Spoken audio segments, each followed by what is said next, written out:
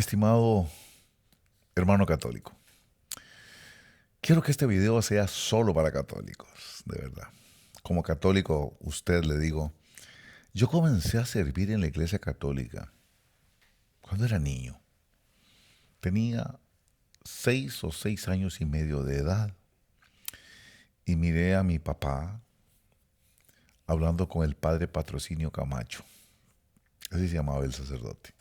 Estaban hablando de algo, como yo era niño, bueno, pues lo veía conversando. No me imaginé que era de mí que estaban hablando. Cuando terminaron de hablar, mi papá se vino a conversar conmigo y me dijo, mire, el padre se quedó casi sin monaguillos. El padre era nuevo en ese tiempo. Me dice, ¿por qué no le ayudas al padre? Ayúdale al padre. Usted va a aprender mucho con ese señor. Ese señor es muy inteligente, muy ilustrado. Te va a servir estar con él. Y me animó a que yo le ayudara. Yo al principio de mala gana. Y es porque yo nací en una comunidad indígena y sufría mucho en la escuela. Estaba empezando a ir a la escuela. Sufría de racismo. En aquel tiempo, ahora no, pero en aquel tiempo, en Costa Rica, país donde nací, se practicaba el racismo en cuanto a los negros y en cuanto a los indígenas. Recuerdo que me sufría mucho yo en la escuela porque se burlaban mucho de mí. Entonces, un poquito como que yo estaba, eso me tenía un poco acomplejado, ¿verdad? Pero comencé a servir. Quisiera compartirle a usted este pequeño material que he preparado, ¿verdad? Mi relación con la Iglesia Católica comenzó en ese tiempo. Tenía yo, repito, entre 6 y medio años de edad, no recuerdo exactamente la edad, pero ahí comencé. Bueno, aquí digo yo que todo comenzó con mi mamá, ¿verdad? Porque nací indígena, como usted puede ver a mi madre ahí, y eso me costó pues mucho sufrimiento porque en aquel tiempo se burlaban de mí demasiado en la escuela. Y eso me tenía un poquito pues resentido con la comunidad blanca y toda esta cuestión, ¿no? Pero desde este tiempo comencé a servir. Eh, Había otros compañeritos, eran muy pocos. Creo que eran, cuando yo comencé eran como dos nada más, después quedó uno nada más. Pero bueno, ahí comencé yo a servir más o menos de esa edad y fue introducido en todo lo que es la vida eclesiástica, poquito a poco, en esa parroquia que usted está viendo ahí, se llama la parroquia San Vicente de Paúl, en el Valle de la Estrella, en aquel tiempo. En esa parroquia yo me casé con mi esposa Jania y ahí también empecé a servir. Ahí comencé a servir. Cuando yo comencé a servir, la iglesia no era así como usted la está viendo ahí. Era una todavía mucho más humilde, mucho más sencilla, ¿verdad? Pero ahí fue donde comencé, en el Valle de la Estrella, en la parroquia San Vicente de Paúl, en la provincia de Limón, en Costa Rica. Ese padre se llamaba ahí, como lo está viendo usted, Patrocinio Camacho fue el primero. El último fue el padre José Luis Cascante. Pero comenzamos con el padre Patrocinio y él nos introdujo a este grupito en lo que era la oración, en lo que era el servicio en la misa, en lo que era la credencia. Él insistía mucho en la credencia y nos fuimos preparando poco a poco hasta llegar en ese tiempo a ser monaguillos.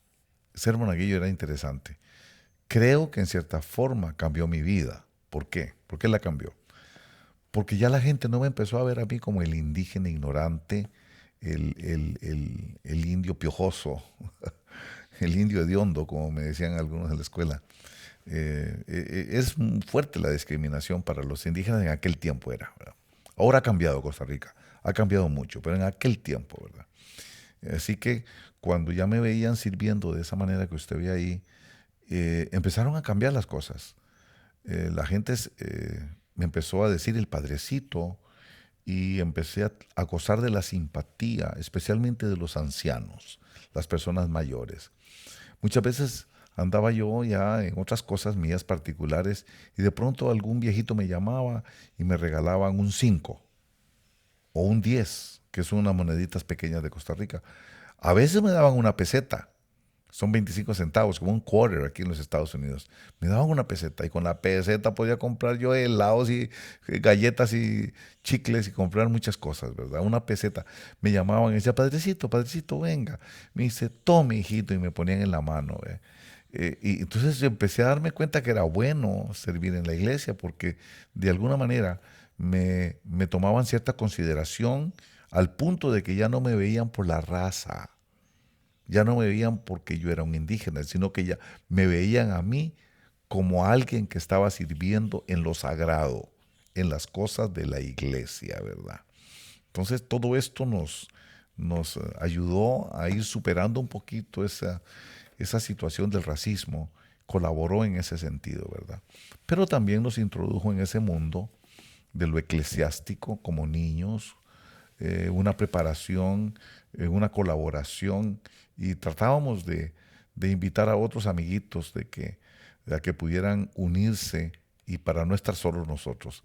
Pero ahí comenzamos a entender un poquito más de todo lo que es la liturgia, todo lo que son las costumbres y las tradiciones católicas. Ahí fue donde comenzamos. Esta foto fue tomada en el año 1969. It was the summer of 69. Era en el verano de 1969. Y estoy ahí de cuclillas, pero está Efraín. Efraín era un compañerito también que estaba sirviendo en la iglesia. Y éramos monaguillos los dos. Y todavía he logrado preservar esa foto que está tan vieja ya, ¿verdad? Pero me sirve de recuerdo de aquel tiempo. Un tiempo que tengo que aceptar que lo disfruté. Claro que sí lo disfruté. Les digo que cambió mi vida al punto de que me quitó el complejo que yo tenía, ¿verdad? Y ahí aprendimos todo esto, a ordenar la credencia, a preparar el copón que tenía las hostias, a saber lo que era el cáliz, a saber lo que era la fuente, que era donde estaba el agua para limpiar el cáliz cuando terminaba, todo lo que era la patela, todas esas cosas, ¿verdad? Eso era un ambiente muy bonito y se hace costumbre. Entonces, sonar las campanillas y otras cosas era algo, pues, en cierta manera, era algo divertido, era bonito. Así pasó el tiempo y cuando vino mi tiempo de estudiar, yo no podía salir a estudiar. Y entonces le dije al sacerdote, padre, yo quiero ir a estudiar, pero no puedo, no tenemos recursos económicos. ¿Qué puedo hacer? Llegué a pedirle a él que rezara por mí para que yo pudiera ir a estudiar. Cuando él vio mi deseo de estudiar, me hizo una propuesta. Me dijo, ¿te gustaría ser sacerdote, así como yo? Y entonces me quedé viéndolo y no sé por qué razón le contesté que sí. Entonces él me dijo, bueno, yo lo voy a mandar a un lugar muy especial que se llama el seminario. Entonces me mandó ahí, él habló, y habló con Monseñor Haffer en aquel tiempo, arzobispo de la diócesis de Limón, de la arquidiócesis una diócesis muy importante, la de Limón, ¿verdad? Entonces, ahí fue donde se me dio acceso a ir a estudiar al seminario menor de Nuestra Señora de los Ángeles, ubicado en la ciudad de Tres Ríos, provincia de Cartago, en Costa Rica. Y un lugar muy especial ahí, era una montaña altísima, fría, llena de pinos de verdad, y fue una experiencia de instrucción, de capacitación muy interesante. Ahí puede ver usted el lema del seminario menor, que era Luceat Lux Vestra. Ahí comenzamos, ¿verdad? Y ahí pues empezó mis experiencias yendo a distintas catedrales, a ver iglesias grandes que yo no había visto nunca, pero también a servir, a entender lo que era servir. Y yo recuerdo que en el cuartito de los monaguillos había una leyenda que decía el gozo de servir. Ahí fue donde empecé a entender que servir era un gozo. Ahí usted puede ver eh, una ilustración de lo que era para un niño estar involucrado en todas estas cosas, estar involucrado como monaguillo, haciendo una misa y saber qué es lo que hay que hacer. Toda esa instrucción la recibimos. Empecé a ver esa vida de seminarista, esa vida de estar recluido, internado en un seminario, en un seminario donde solamente se jugaba, se comía y se estudiaba. Se iba a misa. Misa en la mañana, misa a las 5:30 de la mañana y misa a las 7 de la noche. Eran 2 misas al día, pero además de la misa era estudiar, fundamentalmente estudiar, una pinacoteca, una biblioteca extraordinariamente hermosa con una serie de libros difíciles de encontrar, libros rarísimos, pero aquello fue un mundo de intelectualidad para mí en aquel tiempo, ¿verdad? Como monaguillo, ¿verdad? También, pues, a entender un poco lo que era la liturgia, estar involucrado en todo este mundo de lo que es el sacerdocio católico. Ahí fue la cercanía. Tengo esa fotografía porque eh, a veces no podíamos tener una sotana y siempre los del seminario mayor nos proveían, nos daban un poquito de lo que tenían ellos y compartían con nosotros muchas veces su vestimenta porque no teníamos dinero muchas veces para comprarla, ¿verdad? Entonces puede ver usted ahí que estamos ahí en el seminario, casi en la entrada del seminario, eh, tratando pues de darle el ejemplo, ¿verdad? El buen ejemplo. Estas son fotografías muy viejas, no se miran con mucha claridad, son fotos amateur, pero que las he logrado sostener hasta el día de hoy, ¿verdad? Les digo a ustedes que era una vida muy bonita, era dedicada al estudio, jugar fútbol, por supuesto. ¿Quién no juega fútbol en Costa Rica? Todo el mundo, ¿verdad? Y eran momentos así divertidos, era bonito, pero sobre todo la vida de estudio. Ahí es donde aprende un poquito de latín, se aprende un poquito de griego, se aprende un poquito de hebreo. Además de eso, ahí te enseña música clásica, teatro, apreciación artística. Es algo muy hermoso. El seminario católico es algo fantástico, ¿verdad? Algo fantástico. Creo que la gente en general no tiene la idea de qué experiencia más bonita es en cuanto a la preparación académica, ¿verdad? Un seminario. Esto es fantástico. Ese que está viendo usted ahí como mira es Monseñor José Rafael Quirós Quirós. Él es, hoy día ya no es obispo, es el arzobispo de San José. Ya está promovido a arzobispo de San José y él fue compañero nuestro, como lo puede ver usted aquí en esta fotografía. Todavía recuerdo a todos mis compañeros, todavía los recuerdo. Este que está aquí arriba todavía es amigo mío. Se llama Álvaro Esquivel Trejos. Tiene 53 años de ser mi amigo. A veces les pregunto yo a los amigos míos, ¿usted tiene algún amigo de 50 años? Pues sí, yo tengo un par de amigos, incluyéndolo a este, incluyendo a Álvaro. Un amigo, qué bonito es tener un amigo de 53 años, ¿verdad? 53 años de tener amistad. Bueno, aquí estoy yo atrás, chiquitillo, pues todos éramos pequeños, ¿verdad? Y aquí está Quirós Quirós, aquí está el que hoy es arzobispo, es esta persona que está aquí. Este otro que está aquí se llama Jorge Valverde, se llamaba porque ya murió él. Se llamaba Jorge Valverde y fue un periodista muy famoso en Costa Rica. Tenía un programa de televisión bien reconocido y creo que murió de una especie de enfermedad en sus huesos. Pero es este que está aquí, muy famoso, Jorge Valverde. Y este que está aquí, el padre Salas, acaba de morir hace poquito, murió como sacerdote ya, ¿verdad? Y reconozco a todos ellos, este les llamamos Crispín, este otro creo que es Barrantes, este Ramírez, Molina. Recuerdo a todos ellos todavía, ¿verdad? Todavía, lamentablemente, pues no he logrado mantener la misma amistad con todos, pero aquí está José Rafael Quirós Quirós, quizás lo pueda apreciar un poquito mejor aquí, usted obsérvelo, observe usted aquí que este es él, y ahora lo mire como él es el arzobispo de San José, la máxima autoridad de la Iglesia Católica en Costa Rica. Aquí estábamos juntos en el mismo seminario, estábamos juntos en la misma foto, compañeros éramos, jugábamos. Él, Santa María y Ovidio, que está aquí atrás tapado, eran los que atendían la enfermería. Entonces, cuando uno estaba enfermo, José Rafael llegaba, Quirós Quirós le decíamos, nunca le dijimos José Rafael, siempre le decíamos Quirós Quirós. Para cualquier cosa, Quirós Quirós le decíamos. ¿Ve?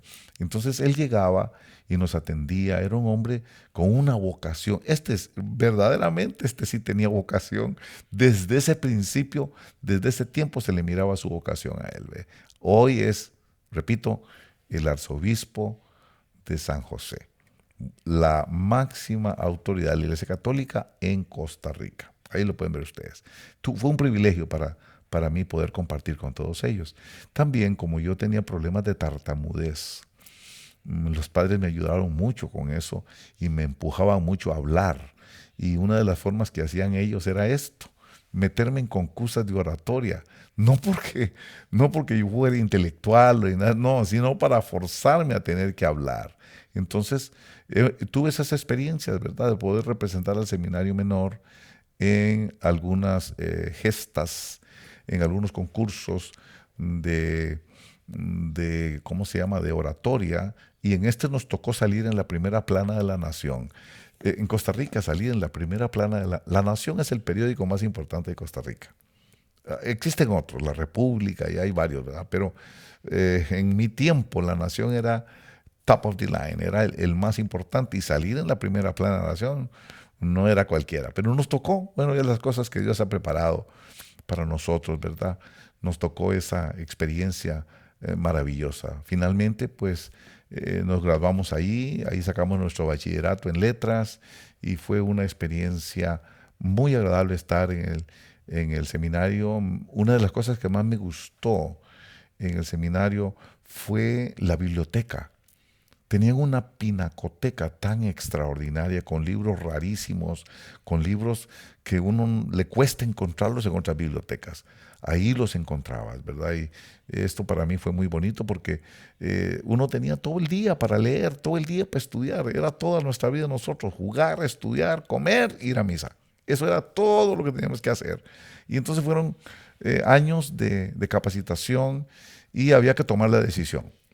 Para seguir adelante en el seminario mayor había que tomar la decisión. Entonces yo agarré un año de prueba.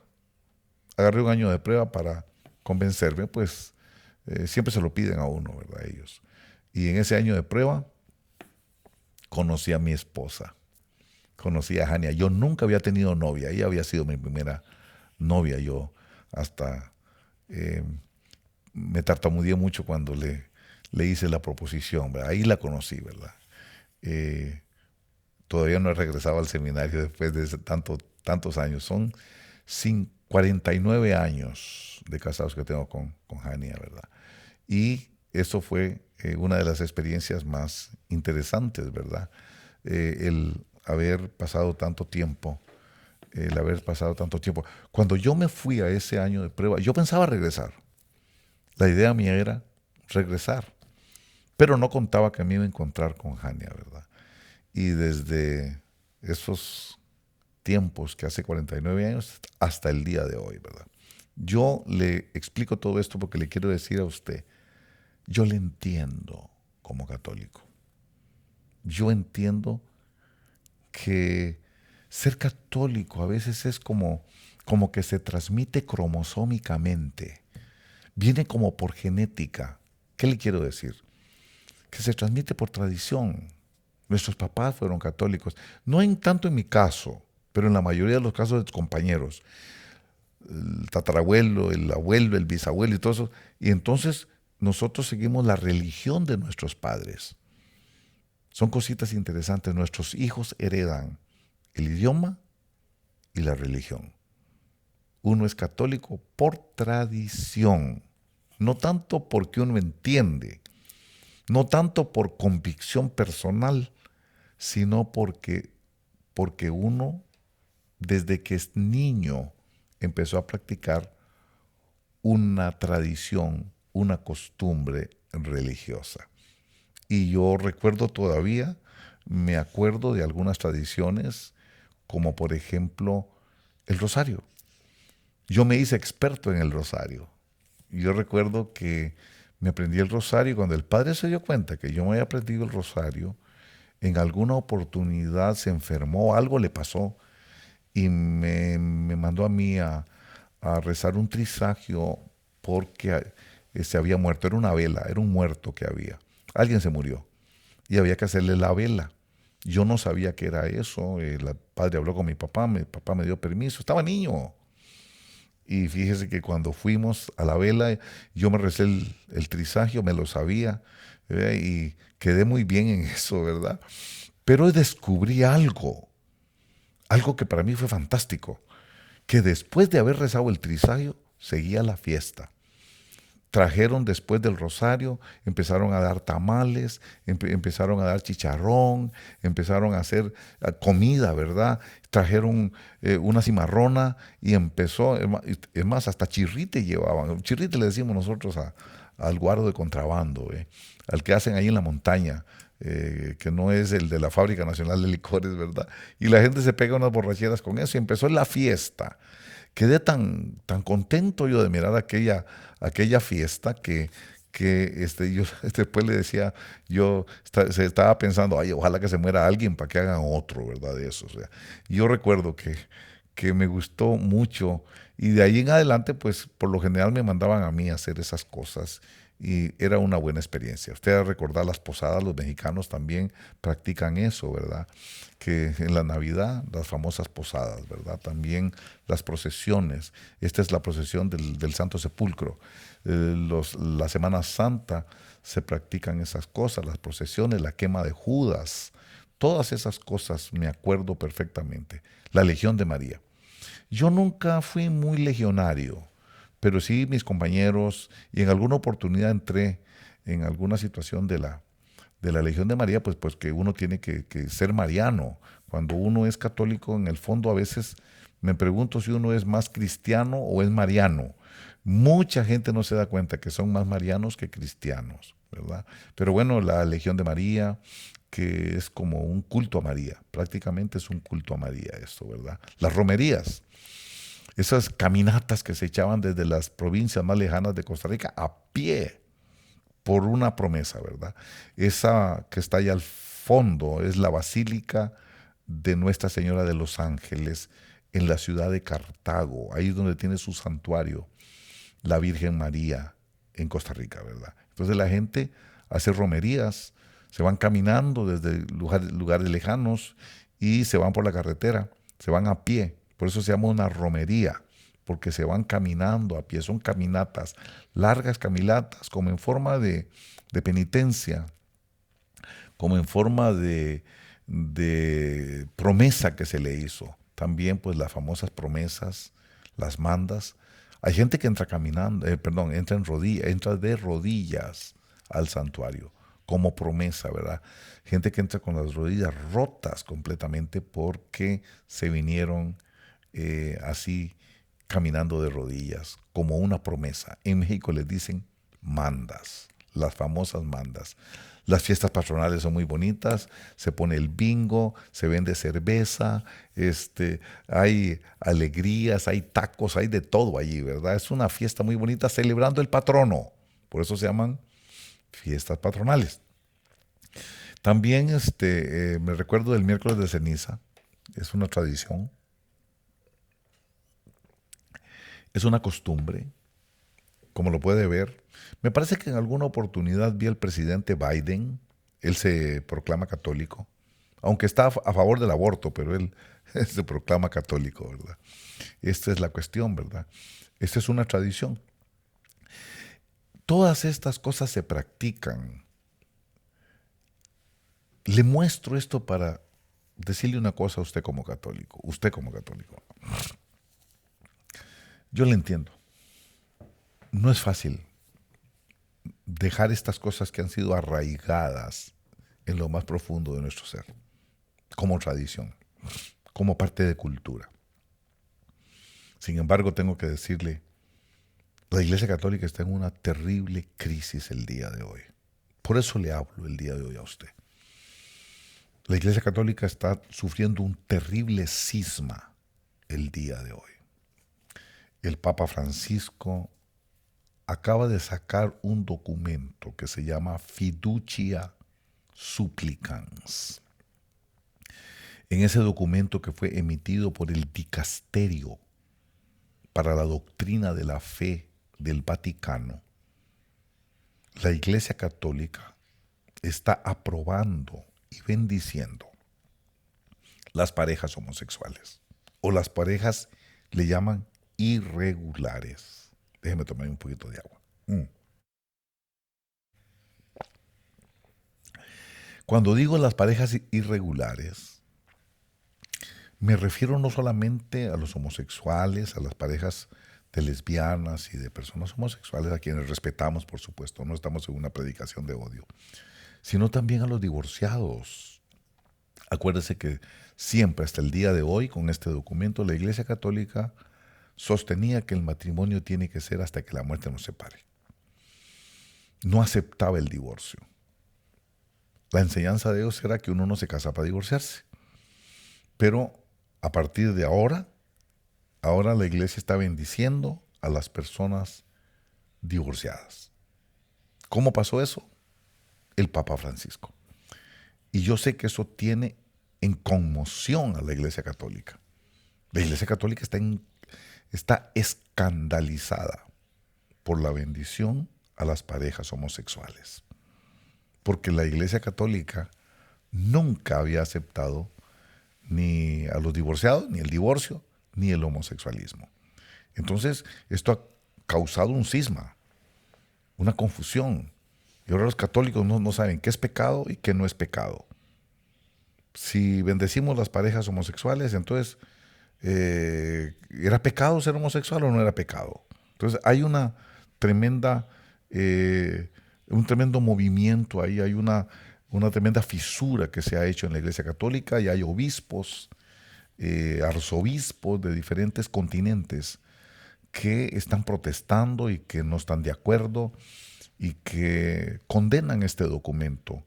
Los obispos africanos están en una completa oposición a esta bendición de parejas homosexuales. Entonces, hay una guerra interna, hay una guerra civil ahorita dentro de la Iglesia Católica, y yo me imagino que usted ha oído hablar de eso.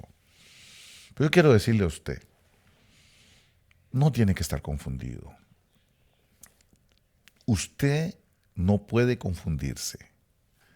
Aquí en mis manos tengo una Biblia que es la Biblia de las Américas, pero no es católica. No tiene los libros apócrifos. Esta Biblia es católica, se llama la Biblia Católica, letra grande, editorial Origen.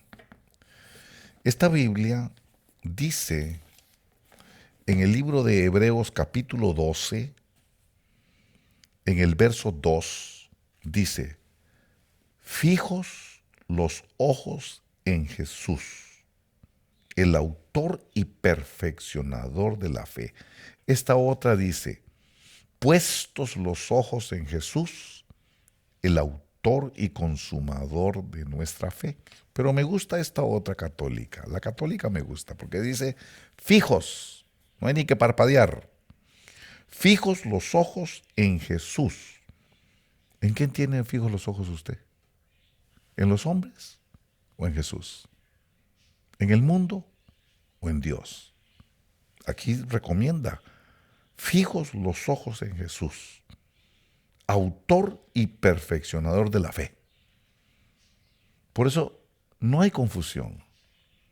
No puede haber confusión si usted tiene fijos los ojos en Jesús. ¿Qué dijo Jesús de esto? ¿Qué dijo Jesús de las parejas homosexuales? ¿Qué dijo Jesucristo de la bendición de los que se divorciaron, de los que abandonaron su pacto original? ¿Qué dijo Jesús? Y quiero llevarle, para contestar esta pregunta, quiero llevarle a usted al libro de Mateo capítulo 19, Biblia Católica. Capítulo 19 de Mateo. Usted va a ver en el verso 3 que dice: se acercaron unos fariseos y para ponerle a prueba, le preguntaron: ¿puede uno separarse de su mujer por cualquier motivo? Esa palabra separarse en estas otras Biblias dice divorciarse. se traduce como divorciarse, separarse también. Está hablando del divorcio. Es como que está diciendo, ¿puede uno divorciarse de su mujer por cualquier motivo? Aquí dice, ¿puede uno separarse por cualquier motivo? Jesús respondió. Por eso la pregunta es, ¿qué dijo Jesús? Son dos preguntas. ¿Qué dijo Jesús de los homosexuales o del homosexualismo? ¿Y qué dijo Jesús sobre el divorcio? Y aquí responde. Dice, Jesús respondió, ¿no habéis leído que el Creador desde el principio los hizo hombre y mujer? Y que dijo, por eso dejará el hombre a su padre y a su madre y se unirá a su mujer y serán los dos uno solo. Yo no sé si reparamos un poquito más despacio. Dice, por eso dejará el hombre, varón, a su padre y a su madre y se unirá a su mujer. ¿Qué está diciendo Jesús? Jesús está diciendo que la pareja tiene que ser hombre y mujer, varón y hembra. Eso es lo que él está diciendo. Él está definiendo que la pareja cristiana es un hombre y una mujer. No es el homosexualismo. Es varón y hembra, un hombre y una mujer. Y sigue diciendo aquí, dice en el verso 6, de manera que ya no son dos, sino uno solo. Por tanto, ahí viene el matrimonio, por tanto, lo que Dios unió, que no lo separe el hombre. El matrimonio es indisoluble, excepto por una condición que es la infidelidad. Es la única razón. Eso lo explica en el capítulo 5 de Mateo. La única razón para divorciarse es la infidelidad, nada más. Pero si no hay infidelidad, ninguna otra razón es una causal de divorcio o una causal de separación. Entonces, si está diciendo Jesús que el hombre no puede separar lo que Dios unió, que el matrimonio tiene que llegar hasta el final, ¿cómo es que el Papa Francisco bendice a las personas divorciadas? ¿Cómo puede ser eso? Ahí es donde vienen las contradicciones. Entonces, yo quiero decirle a usted que le comprendo que muchas veces se nos enseñó que tenemos que aceptar al Papa como el vicario de Cristo, que tenemos que aceptar al Papa como el pontífice. Por eso se le llama el sumo pontífice. Usted como católico me entiende la terminología. Sabe que la palabra pontífice viene de puente. Es el puente entre Dios y los hombres, según la doctrina católica. Eso es el Papa, un puente. Pero, ¿cómo puede ser posible que siendo el vicario de Cristo contradiga la doctrina de Cristo? Entonces quiero decirle a usted, tal vez es difícil, por eso le pasé todo ese montón de fotografías, porque yo comprendo que es difícil. A mí me tuvo que pasar una experiencia personal terrible para que yo abriera mis ojos y entendiera. ¿Qué es lo que entendí? Que ninguna religión salva. La religión no es lo que me salva. El que salva es Cristo Jesús. El que salva es el Señor Jesús que declaró, yo soy el camino y la verdad y la vida. Nadie viene al Padre si no es a través de mí. Usted no se salva por ser católico, ni yo por ser evangélico. Usted se salva por creer en Jesucristo. A mí no me salva mi religión. A mí me salva creer en Cristo Jesús. Por eso dice, puestos los ojos en Jesús. Fijos los ojos en Jesús. No dice fijos los ojos en la religión. No dice puestos los ojos en la Virgen. No dice puestos los ojos en Fray Martín de Porres. Dice fijos los ojos en Jesús, el autor y perfeccionador de nuestra fe. ¿En quién hay que tener puestos los ojos? en el Señor Jesucristo. Entonces, es el Señor Jesús el que declaró: yo soy el camino y la verdad y la vida. Mire qué tremendo para mí esto. Por eso, ¿qué dijo el Señor Jesucristo? Varón y hembra. Entonces, por eso, para mí esta declaración del Papa, Fiducia Supplicans, es una abierta contradicción a la doctrina de Jesucristo. ¿Qué dice el apóstol Pablo a este respecto? En el libro de Primera de Corintios, en el capítulo 6, en el verso 9, vuelvo a leer la Biblia católica, dice aquí: ¿o es que no saben que los malvados no tendrán parte en el reino de Dios?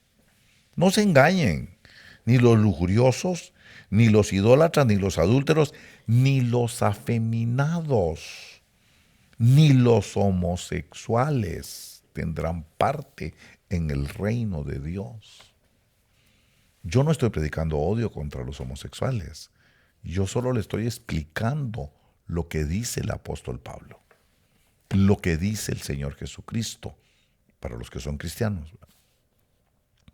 Está diciendo que no pueden entrar los afeminados. ¿Qué quiere decir afeminados? Los que parecen mujeres, pero se está refiriendo a los transvesti, se está refiriendo a los que se visten de mujer, afeminados. Pero es directo cuando dice: ni los homosexuales pueden heredar el reino de Dios. Y si el apóstol Pablo, que es el apóstol de la gentilidad, que es el apóstol de los gentiles, está diciendo que los homosexuales no pueden heredar el reino, ¿cómo es que el Papa los bendice? ¿Cómo es que el Papa entra en una abierta contradicción con la máxima autoridad que es la palabra de Dios? Entonces, todo esto me enseña algo y no quisiera ofender a nadie, pero es una reflexión con usted que es católico, de lo que yo entendí. Cuando tuve esa experiencia con el Señor Jesucristo, yo entendí que el Papa no es infalible. El Papa es un ser humano que se puede equivocar, obviamente. Está bendiciendo, mírelo ahí, está bendiciendo las parejas homosexuales en abierta contradicción con la doctrina dada por el Señor Jesucristo. Eso es tremendo, y esto nos enseña que nuestros ojos no pueden estar puestos en los hombres. Nuestros ojos no pueden estar fijos en los hombres, ni en la Virgen, ni en los santos, sino en Cristo Jesús. Por eso, qué tremendo, en el libro de los Hechos nos enseña, en el capítulo 4 del libro de los Hechos, dice una palabra muy interesante, porque aquí lo tengo yo, en esta Biblia mía, que es la Biblia de las Américas, lo dice de una manera muy interesante. En la Biblia de las Américas, en el capítulo 4 de Hechos, verso 12, dice: y en ningún otro hay salvación, porque no hay otro nombre bajo el cielo dado a los hombres en el cual podamos ser salvos. Eso dice esta versión, pero la versión católica, la versión suya, dice, Hechos capítulo 4, verso 12, dice: nadie más que Él puede salvarnos, pues solo a través de Él nos concede Dios a los hombres la salvación sobre la tierra. Todavía está mejor todavía está mucho mejor Solo es a través de Él, no es a través de una religión. El catolicismo es una religión, los evangélicos es una religión, el mormonismo es una religión, el budismo es una religión, el islam es una religión, pero ninguna religión salva. Aquí dice que el que salva, dice la Biblia católica, que es solo a través de Él, se lo repito porque me encanta. Dice: nadie más que Él puede salvarnos, pues solo a través de Él nos concede Dios a los hombres la salvación sobre la tierra. Entonces la salvación es por Él, no es por ser católico, no es por ser evangélico, no es por ser mormón, no es por ser bautista, no es por ser protestante, no es por ser hermanito separado, no es por ser de la Legión de María. No, dice que es por Él. Por eso es que la recomendación del libro de Hebreos es: fijos los ojos en Él, el autor y consumador, el autor y perfeccionador de nuestra fe. Eso es lo que le quiero decir. No se confunda. Es lógico que van a pasar esas contradicciones, porque el único que es perfecto es el Señor Jesús y el único que salva es el Señor Jesús. Solamente quiero decirle, ¿no piensa usted que tal vez es el tiempo de buscar al Señor Jesucristo en lugar de buscar a los hombres? Hemos estado tan inmersos en una religión, hemos estado tan sumergidos dentro de un océano de tradiciones, de costumbres, de memorias, de herencias religiosas, que no nos hemos dado cuenta que la religión nos salva. Pensamos que nos salvamos por practicar una religión. Nosotros no nos salvamos por... La Biblia dice que es por Él, no por practicar una religión. Insisto, yo no me salvo por ser evangélico, pero eso quiere decir que usted tampoco se salva por ser católico. La salvación viene por creer en Él. Y aceptémoslo, la salvación no viene por creer en la Virgen. La salvación no viene por rezar rosarios. La salvación no viene por hacer misas de cabo de año. La salvación viene por creer. Yo pienso que yo no creo que existe el purgatorio para las ánimas del purgatorio. Yo creo que se recibe a Cristo en vida y el que muere creyendo en Jesucristo, es lo que dice el libro de Juan 3, 16 en adelante.